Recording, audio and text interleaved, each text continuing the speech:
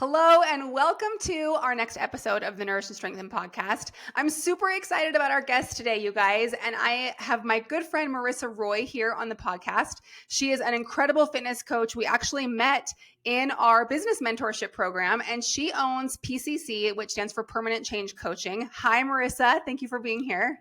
Hello. Thank you for having me. I'm so excited. Yeah, I am so excited too, because you are absolutely incredible. Like just an incredible coach, an incredible friend and listener. And you're so good with just coaching people and you're so well spoken. I know I've told that to you so many times that I knew I had to have you on here. So why don't you just start by kind of telling my listeners who you are, how you got into what you do. I know you specialize in a couple different things that we'll talk about, but why don't you kind of just kick it off and tell us who you are? Yeah, for sure. Okay, now I know what it feels like when I introduce people on my podcast too and they're like, "Wow, I feel like I have big shoes to fill." Like Yeah. that's exactly how I feel right now. You are as Um amazing as I said. So well, I appreciate it. But yeah, a little bit of background on me and how I got into all of this. So I started, I guess the inception of my fitness journey would have just been through sports. I was always a volleyball player pretty much since like fifth or sixth grade. I did a bunch of sports and then I found volleyball and I fell in love.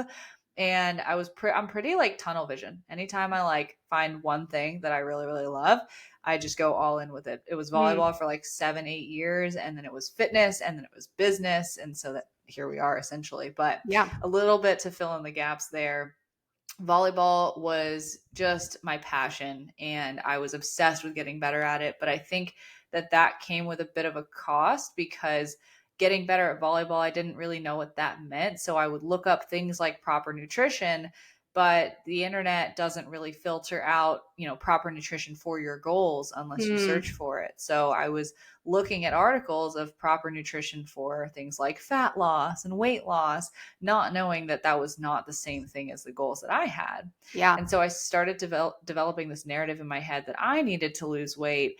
And I think that coupled with being a teenage female was just like, okay, now I'm comparing my body to other women's Yeah. So bodies and how old were you when magazines. this kind of dialogue started? Probably 14. Oh man. Okay. Yeah, probably 14. And yeah, just comparing, magazines were still a thing. Mhm. So I did Yeah. have those. And also the internet, Tumblr, Instagram, they were all kind of starting to be this big thing. And it became very obsessive and very toxic very quickly because Hmm. I just was not somebody, I was confident in some ways, but not in others. And so a big area that I was not confident was body confidence and confidence in myself with just that stuff that I didn't really know much about. So I was trying to self educate, but ultimately was digging myself down a path of trying to eat as little as possible, trying to work out as much as possible. And I'm telling you, like, we had volleyball practice for 2 hours, but we would also do the Insanity DVDs with Oh Shanti. yeah. I totally remember those. Yep. Yep. We would do them every day before practice. And I was all about it because I was like, this is going to burn so many calories. And then I Yeah. would, on top of that, go to the gym that my mom went to. And I would Wow. also run in the mornings before school or after Oh my school. gosh. I was a twig and my body was just rejecting everything because I thought I had this willpower problem with Hmm. food because I would basically just binge eat every time I got near peanut butter, chocolate, or anything sweet. Hmm. And I thought I had just these weird mental issues of like, why don't I have any self control? When really it was the fact that I was trying to eat 1,000 calories a day, exercise 3 or 4 hours a day. Yeah. And my body was like, what are you doing to me? Did So, that affect your performance in volleyball? um, I will assume that it did. Hmm. However, I was always like able to manage. Like I was a really high performer in volleyball. I Yeah. got actually a lot of accolades and awards for it. So looking back, I honestly just think, I wonder what would have happened if I ate during that Right. time. Like you don't know any different. Yeah. So like Yeah. I was really good at the sport. Like I won't play that down. But at the Yeah. same time, if I had muscle and I ate well, man, what would have been the outcome? But Sure. it all brought me to where I am today. So after my senior season, we lost in a heartbreaker state final match, and I decided to not pursue college volleyball after that from essentially like the heartbreak of it. Mm. And I think that's really what led me down the rabbit hole of fitness, because then I got a job at my gym. I was just working the front desk, scanning people in. Mm-hmm. And I just quickly became obsessed with the gym culture. Again, tunnel vision just went Yeah. super deep. And that was what catapulted me into immediately after high school. I was like, I want to do this fitness thing. So I got my certification to train people in person. Did that after high school for about 6 months before I started my undergrad. And I got really burnt out from in-person training just Yeah. because I didn't know what I was doing. So I decided to start the online thing. So this was 2016. I Mm-hmm. was 18 years old. I said, it looks like some people online, like Lane Norton, are Wait, doing hold this. on. You were 18 years old and 20. So you are, I didn't put this together. Yeah. You are 2 years older than my son. Yep. Must Yep. be. I could be your mom. Why does it not be like that when we're hanging out together? That's hilarious. It's because you're so wise beyond your years, Marissa. I do get that a lot. So I Yeah. appreciate that. Anyways, continue. I just had an aha moment there. Okay, Yeah. continue. I typically won't mention my age until we get into like the Sorry. storytelling. No, you're good. Now it's not as bad as when I was like 23 and I was on Sure. people's podcasts and they were like, Yeah. "Are you kidding me?" Right, But right. but yeah, so I'm 26, I think you turning could add 27. 10 years or 5 to 10 years and nobody would think anything of it. I mean, Well, they'd just be and like, you look so much younger than you are. You could be like, I know. It's just well, the thing is like I'm half Asian too, so like I'm just gonna age gracefully too. You So are. 10 years from now, they're gonna be like, you could be 26 or 36. Yeah, there you go. I don't know. But yeah, so essentially I started my business online when I was 18, and it was March 8th of 2016. So we're coming up on the 8-year anniversary. Oh, Yeah, wait, must hold be. on. I just have to clear things up really quick. You're not 2 years older than my son. He was born in 2003. I was married in 2000. Okay. Just in case I mean, that was total tangent. Sorry. In case I have any listeners that are like, wait a minute, I didn't think your son was that old. Okay. Anyway, continue. Sorry about that. Yeah, so March 8th of 2016. So it'll be a 8-year anniversary in March. Yeah. That I started online training. Now, granted, this Amazing. was like I charged maybe $50 a month. I probably like was doing a lot of disservices to people, but with the best of intentions. Mm-hmm. But that was really where it started. And then I just got obsessed with the evidence-based literature, how to be the best coach possible. And that led me down the rabbit hole of behavior, neuroscience, wanting to understand psychology, because Mm-hmm. it's not that there isn't more to know about nutrition. There's a ton to know about nutrition, but at the end of the day, the best nutrition plan is the one that you can stick to. Right. So if you can stick to it, then like if I can get you to stick to it, then it doesn't matter how good the plan is, right? So I wanted to know more about that side versus like just knowing about vitamins and minerals. You know what I mean? Sure. Yep. That's amazing. So what made you kind of pivot and focus on work from home ladies? Was that kind of a COVID thing, or is that something you've always enjoyed? I think it kind of like started actually a little bit after the whole COVID thing, because so like I said, 2016 was when I started this. So I had been essentially working from home. And as I built this into my full-time career, I've really only ever worked from home, maybe like a short stint of like 1 year personal training in the gym, but it's all been this online coaching thing. So what got my wheels turning was when 2020 happened and everyone shut down and was kind of like really struggling. What I noticed was my clients specifically that I was working with were like, how do I do this work from home thing? This is so hard. And for a second, I was like really not empathetic. And I was like, what do you mean? Like, it's easy. Right. This is normal. What are you talking about? I have this whole routine. And then the reason there was like a gap, right, between their pain and my understanding of it. So I was like, what is going on here? And I was like, I've been doing this for so long. I have a leg up on everybody who just transitioned to work from home. And so I was like, I should definitely use this, right? Because then I was like, okay, I've got experience working from home that a lot of people don't. So I can really teach people how to navigate that on top of their healthy lifestyle. And, the whole fitness industry, you got to niche down.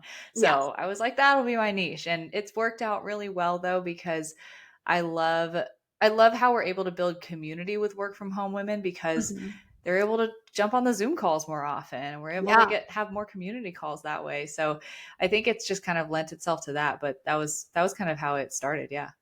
Yeah, I love that. So let's just kind of jump right into that. So I have down here that you're going to share with us some work from home hacks. I know a lot of people will say, this is so hard because all my food is just like 10 steps away. That's one excuse. Or maybe Yeah. it's like, well, I can't possibly get enough steps in because I'm sitting at my computer all day and my house is small, or I don't live in a place where I can walk or whatever. So why don't you kind of give us some tips and tricks for us that work from home?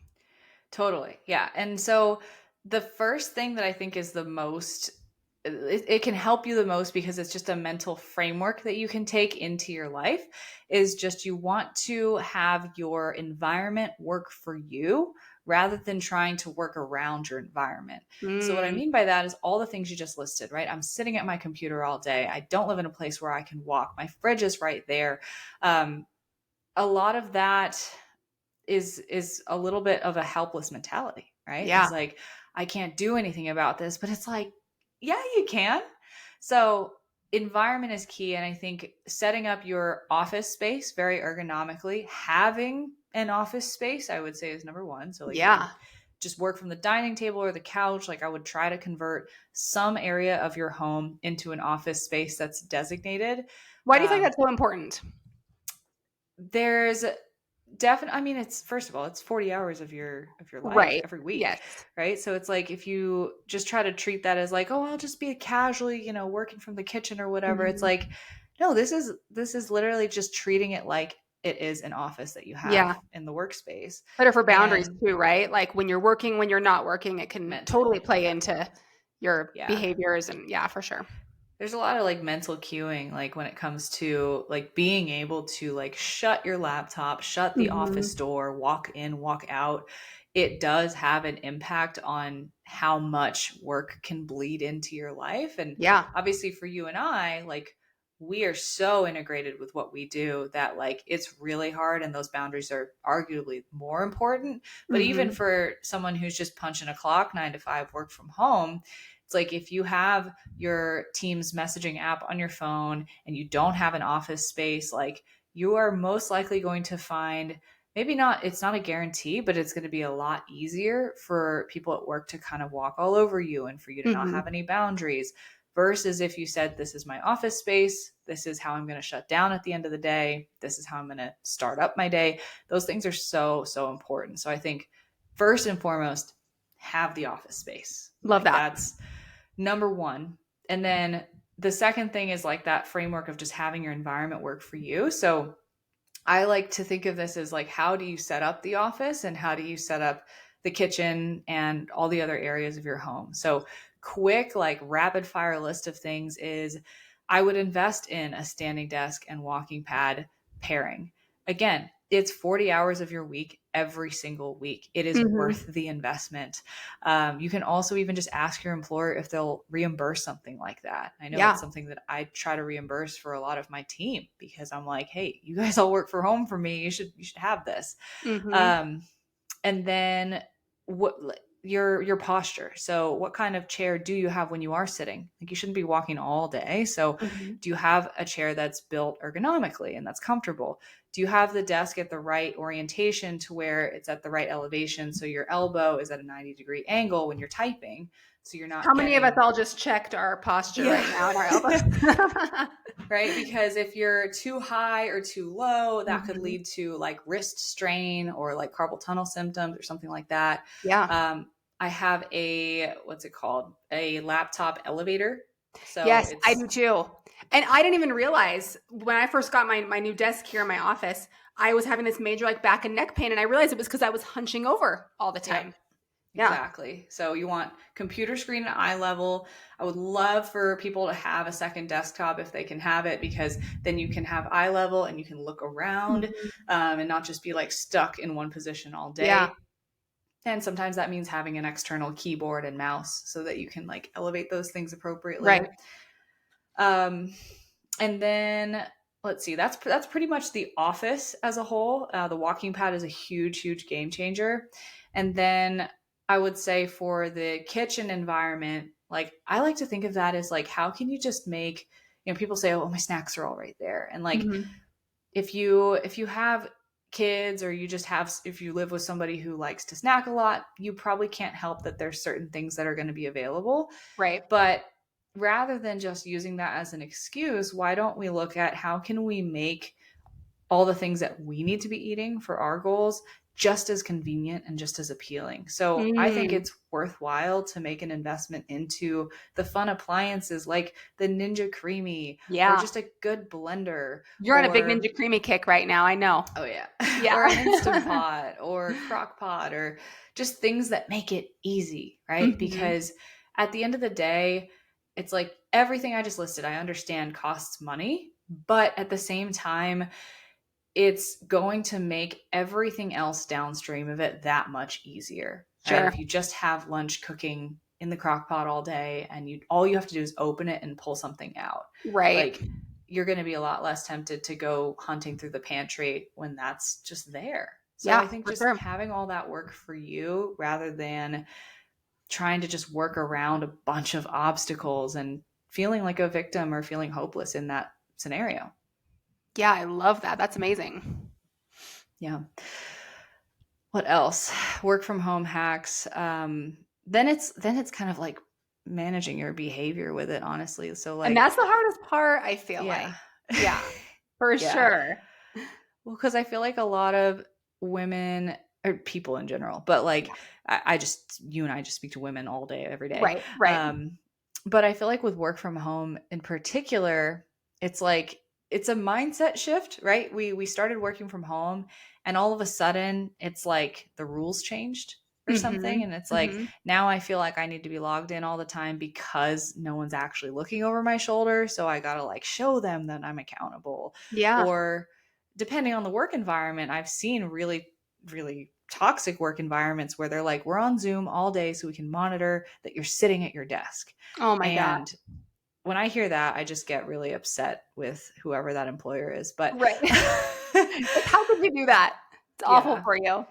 Or like you got to keep your green light on all day, right? Like Mhm. that sort of thing that can start to reinforce in someone's mind that they always need to be available. And I think in today's day and age, that's just a super common problem with like devices, social media, with Right. availability, with people pleasing in general, is like I need to be available for everyone all the time and there's no boundaries. And I think work Mhm. from home just is a vehicle that amplifies that Yeah, it makes it for even harder people. for sure. Yeah. So it's like, it's really just a gut check. Like, if you're going to be working from home long term, I would just really, really look at like, what are the boundaries that I'm setting, if any? And if Mhm. none, like, let's start. And it could be just as simple as like scheduling a lunch break onto your Google Calendar and then actually taking it and shutting the computer off during that lunch break. Or it Mhm. could be something as simple as allowing yourself to get up and go for a quick walk in the middle of the day, or allowing yourself to get up and take a break for 5 minutes, because a lot of people just aren't doing that. Right. And that's really what like just gets our health, is like we're sitting, we're not moving, and we're also, our mental health is struggling because we're just attached to the screen all day.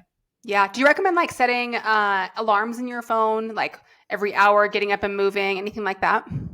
Yeah, I would say just in general, like being able to have, being able to get up and get out of the office or the room or whatever. For me, Mhm. it's literally just like whenever this Stanley Cup is empty, Right. There you go. just get That's a up good and fill it. cue. Yes. Or if your Apple Watch buzzes and says, "Hey, like time to stand," Right. it's a great signal for sure. So yeah, and a big part of it just comes down to like reminding yourself that you're worthy of that time. Like Mhm. a lot of times it's like, well, they're paying me to be here for 8 hours, but it's like you Mhm. got to flip that narrative, because this is your life and your time. And yes, you're working for someone and you're working for a paycheck, but ultimately, if you don't take care of yourself, you're no good to anyone. Right. That's huge right there for sure. Not Yeah. letting people walk all over you. Yeah, exactly. And a lot of times, I'll be totally honest, we do it to ourselves. For Like sure. I mean, you and I people know that want for sure. us. We've got no one breathing down our necks and we do the same thing. Yeah, Yeah. pretty much. Yeah, but like we have, most of us, if we're lucky enough, have people in our lives that want the best for us. They want us to be Mhm. healthy, they want us to take care of ourselves. Yet we do it to ourselves that, we we won't give ourselves a break. We feel like we have to work all the time. And usually it comes from like an internal, like needing to prove or needing to like feel worthy or good enough. When really we have to kind of put a stop to that pattern and take the action to take the break, go get the workout in, Mm-hmm. go on the walk, in order for us to actually feel that return on our investment with time, because we're not going to get it from just slaving away. Yeah, I love that. That's amazing. Yeah. Do we want to move into how we actually facilitate that behavior change? Oof. We can. Or do you have more work from home hacks? Um, I think those are some good themes. Yeah, I we've feel got setting like, up your office, your kitchen, setting boundaries, staying active. yeah.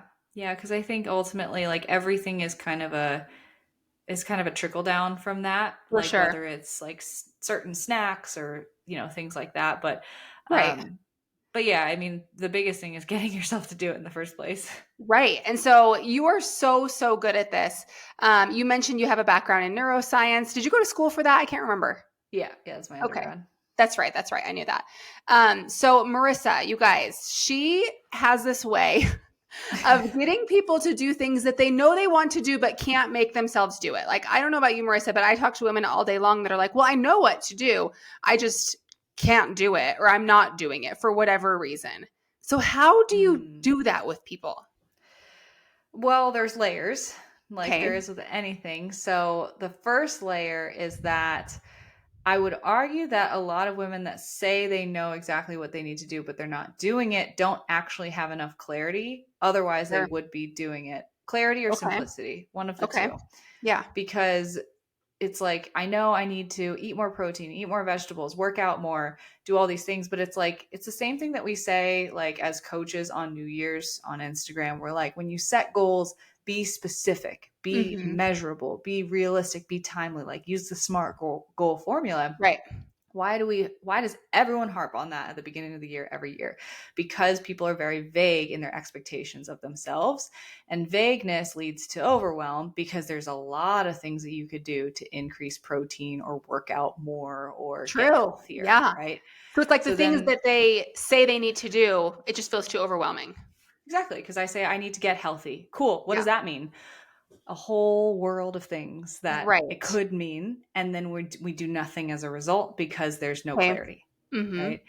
So I would say number one is like getting really clear and simplifying down to like the easiest possible thing that you can do as your first step is one of the reasons that people get held back from actually taking action on any behavior, is because they Hmm. don't actually know specifically what. Conceptually, you know what all the things are, but Right. you don't know what your first action step is. And that's Okay. why coaching is so valuable, right? It's Yeah. why we have jobs and we have thriving businesses, is because we clarify those things for people and we give them those first action steps. And then from there, let's say you have the action step, that's layer number two, Mhm. and you're still not doing it. This is where it can get really into the weeds of like psychology and behavior change and just a lot of deeper stuff. And Yeah. so I'll say the prerequisite is like, a lot of times it's more than surface level, and the thing that at least I see, and you probably hear this all the time, is people will label themselves as lazy or unmotivated, A or we're not disciplined. perfectionist. Right. Yep, we're not disciplined enough, or Hmm. some label. The problem with the label is that it's actually like a blinder to what the real problem actually is, because you're not lazy. Maybe it was a lack of simplicity or clarity, or maybe there's barriers or obstacles in the way, but labeling yourself as lazy is literally now putting a block up in front of you so you can't see what the problem actually is behind that, Mm. right? Interesting. Because it's like, well, if the excuse is the quote unquote excuse, we call it excuses, but if the reason is I'm lazy, then it's like that's where we stop. We're like, well, Yeah. I'm just lazy, so I can't. We're Right. not It's like looking it's further. like that victim mentality all over again. I can't do that. I'm just lazy. Yeah, it's like, but what if there was something behind that? What if there's something that's in your environment or in your patterns or something that is making you believe that you're lazy, right? So that's really, I think, you got to be open to like do some digging with yourself, strip yourself Mhm. of the labels, strip yourself of the judgment. Like we're so quick to criticize ourselves when really, again, it's acting as a blinder and it's holding us back. So once we can do that, then we can dive in and say, okay, well, what's really going on here? What's preventing me from doing what I need to do? And so then we get into it's usually, I mean, what are the biggest things that people usually say? It's like time, energy, um, what else? Time, energy, Uh, or I'm not willing to do that, or I don't want to give up X, Y, and Z, right? right. Sounds too hard. I can't do it. Whatever. Yeah. And so then, I mean, I guess I'll just take the approach of how I would work someone through that. Mhm. First and foremost, it's like just figuring out a lot of it just comes from figuring out the person that's in front of you. So, Mhm. like, the frame of mind that I always like to take with people as I'm coaching them is just assuming that I don't know enough information to actually guide them towards a response. Because what a Mhm. lot of like coaches do, what a lot of people in the health and fitness industry will kind of preach on social media is like, you just got to eat more protein. You just got to Right. eat this. Here's a bunch of ideas for protein, right? I'm going to use that example just because it's Okay. easy. Yeah. Let's do it. Someone's struggling to hit their protein. And what would the average coach in the fitness industry do? Be like, oh, you're struggling to hit your protein. Here's 10 different protein options that are Right. all different. They're Add these totally going into to your help. day. Yep. And then that person's going to be like, cool, these are good ideas. I had thought of that one and that one, but I hadn't thought of that one. So let me try it, but nothing changes. Why does Mhm. nothing change? And it's because there was something deeper than just like knowing what protein is that's causing this to happen. So then Right. it's peeling into the layers. So like walk me through your day. What happens around the time that you're supposed to be having a meal? It's like maybe it's the fact that they put a meal together for their kid, but they just kind of eat the scraps and the leftovers and then they're not hungry from Mhm. that. And they're not Mhm. prioritizing themselves in that way. Or there was no prep work done. So like I go to the fridge, I want protein. The only thing there is yogurt and I hate yogurt and everything else is Right. raw, That's what I was gonna say. undercooked. Or they think they need to have all this meat and they just don't like meat or whatever. Yeah. Yeah, definitely. So it's like not knowing your options, not having it prepared. And typically what that can come down to is like organization in your week, in Yeah. like just having some sort of structure or semblance of structure to your week is like if you don't have a regular grocery list or haul. And so it's like and that's just one problem, right? So I'm just like peeling layer after layer after layer and I'm like Right. what's And so you're finding really here that the problem is not necessarily like, oh, I don't know how to add an ounce of chicken to my meal. The problem is I don't have a good grocery shopping routine. I don't have a good meal prep routine. I don't have things that I love on hand, that kind of thing. Yeah, exactly. Or here's my favorite one to break down Okay. is maybe you have all this stuff kind of in line and you're still like maybe self-sabotaging to an Yeah, extent, let's talk about that. right? So it's like you have meals prepped, you got it all down, you know Yeah. exactly what to do, it's all there, and like for some reason you still just like overindulge or skip it and go do You'd something rather have else. the cookies and the ice cream. Okay, so I feel like you might have actually interviewed him on your podcast. So this concept is not really mine. I actually stole it from one of our mentors, Travis. Yeah. But it's so integral to why this happens in the first place. So our behaviors are motivated strictly through our thoughts, our feelings, and our emotions. We take Mhm. actions based on those, and they're predicated on our beliefs around who we are, what we're capable of, and what the state of the world around us is. And so, if we don't really gut check those beliefs, they're going to direct us in the opposite direction. Mhm. Because a lot of times, many of us who are trying to get really, really healthy are also people who don't have a great track record with that. Like, we Sure. might have done all the diets, we might have Right. We failed tried over and over everything and again. here we are. Yeah. So it's like we are kind of over time, as the longer this goes on, building this narrative that like we are a failure, we're not capable of lasting change. Or, you know, maybe we just people in general struggle with self worth. And so maybe we struggle with feeling like even if I were to get there, I'm not worthy of keeping it. And these are Yeah. not things these are not things that are typically conscious. I was going to And say, most people don't think that they think that about themselves, right? right, right. And it's really, really deep rooted. And so you might listen to this and be like, that's not me. And like, it Mm-hmm. still very well could be, because it's like just deep seated mental beliefs. And so Mm-hmm. the way that you can figure that out is by analyzing your behavior. So if you're pretty much always regularly following through on the things that you say you're going to do, you probably don't have those beliefs. But if you're Mm. constantly self sabotaging, constantly getting in your own way of your own progress, this is something to look at. And it's just something to be curious about and question with yourself. It doesn't make you any better or worse than any other Right. person. Again, remove the judgment from yourself. Like, this is just exploration. It's information that's going to help you move Right. forward. Approach it with curiosity. Yeah. So basically, you're self sabotaging. And maybe if you are taking actions that are incongruent with what you want to be doing, I would try to go back to the emotion that triggered it. So, what were Mm. you feeling, right? Maybe you were feeling hopeless, angry, sad, typically a negative emotion, but not Mhm. always. Sometimes it could be positive. Right. But Super excited. So who cares about my fitness goals? I just want to eat the cake. yeah, Right. exactly. So, some kind of emotion. And then you have to dig into, okay, what would you have had to believe in order to feel that way? So we have a thought that comes up, we have a belief that's tied to it. Because if I had the Mhm. thought, like, I want to punch Lindsay in the face right now, Oh. right? Like, let's say I had that thought pop Okay. up, Okay. and I don't believe that you're a bad person. I don't believe that I have anything negative to do with you. Then I would basically just discard that thought, right? Right. Because I'd be like, well, that was weird, Yeah. but not going to do anything with that one. But if Right. my belief is like, this person is a bad person and they deserve punishment or whatever, then Mhm. the the emotions and feelings that follow that might be like pent up anger and like, oh my god, now I'm going to do something about this. Mhm.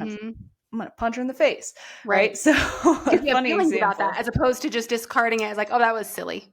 Yeah, like, that was weird. Yeah. So that's typically what happens with, like, we have thoughts like, I don't want to do my workout today, or I want to have a cookie, or I want to skip my diet, or, whatever it is, or I want to go get a workout in. The belief that's typically tied to that is like, I want a cookie. Well, I'm not even going to reach my goals anyway, is the belief that's underneath. So I Right. start to feel what? Defeated, sluggish, and then Hopeless. Mhm. yep. And then we're going to take the action based on that emotion, which is, well, I'm going to have the cookie then. And then what does that do? It's actually a self perpetuating loop where if I then eat the cookie, then I'm getting feedback and reinforcement of those thoughts. More of those thoughts Mhm. are going to come of like, Right. It's like, man, see, I just did that again, just like last yep, week. exactly. And it Yeah. goes and it goes and it goes. But the good news is that you can reverse engineer the cycle, right? So you can stop yourself and you can say, okay, um, I'm going to stop at the emotion. Let's analyze that. What would I have had to believe in order to feel that way? Maybe that same example, cookie. I'm not going to reach my goals anyways. That's the Right. belief. I'm not capable of this. And you have to ask yourself the question: just, is that true? Is that actually true? And a lot of times I'll suggest like looking at the data, like if you are on a good streak and you're about to self-sabotage, like look at that positive data, right? That's what coaches will do for you, is saying like, Mhm. hey, like keep going. You got this, right? That Yeah. reassurance is so valuable. Or you sometimes you just have to like say it to yourself before it even becomes reality of like, you know what? No, this is going to work. This is going to happen. I'm going to Right. make this Even if you don't happen. believe it, the more you say it, you Yep. know. And you have to decide. You have to Yeah. say, this is going to be who I become and the reality that I create. And when you put your foot down, you say, no, that belief is not true. Imagine just like how you start to feel empowered, strong, Mhm. motivated. What action are you going to take as a result of feeling empowered, strong, and motivated? Probably not eating the cookie out of self pity, right? Right. And then that perpetuates itself of like, oh my God, I did it. Maybe I am capable. It only takes Yes. one time for that cycle to shift directions. Oh, I And love so that. I think it's like you think about, there are a lot of thoughts that we have throughout the day, and a lot of them are negative and a lot of them are self-perpetuating, but all you need is like a good pattern interrupt to show yourself like, I can do this. And then once you have Mhm. one, you can always lean back on that and say, you know what, that's my evidence that all these other negative beliefs are not true. And then you can just keep building on that.